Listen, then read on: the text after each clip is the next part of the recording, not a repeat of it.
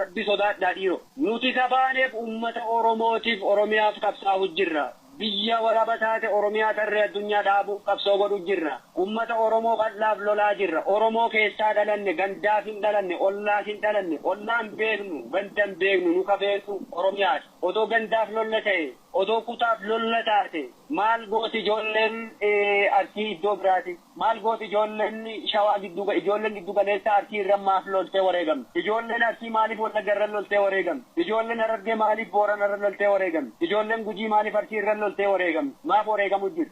Jaallan godina biraa loltee kibba baa kana keessa wareegamaan turre. Tokkummaan uummata Oromoof tokkummaan jaallan kana akka hin sharafamne dura dhaabbannee laphee keenya kenninaaf jechuudha. Adda keenya kenninaaf jechuudha tokkummaa uummata Oromoo kan sharafamu. Tokkummaa jaallan keenya kan sharafamuuf adda keenya kenninee fi itti wareegamnee dabarraa jechuudha. Tokkummaan jaallan kanaa hin sharafamu, tokkummaan qabsaa'otaa hin sharafamu, tokkummaan uummata bal'aa hin sharafamu jennee adda keenya kennuuf jechuudha.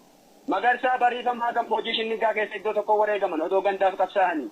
Odoo amantaa qabsaa'anii maaf iddoo tokko dhumatan gaafate? Maaf amantaa wal qoodanii hin deemne? Maaf kutaadhaan wal qoodanii wal biraa yaa'in gaafate? Irbuu akkasii qabnaa bara. Irbuu haga sanaatti nu bira jira bara. Amaanaa hagasii qabnaa bara ofirraa nu dhaloonni kun. Warri isaan sana yaadataa qabsaa'uu barnu. Warra waan gantoonni hojjetan sana yaadataa qabsaa'uu mitu. Tokkummaan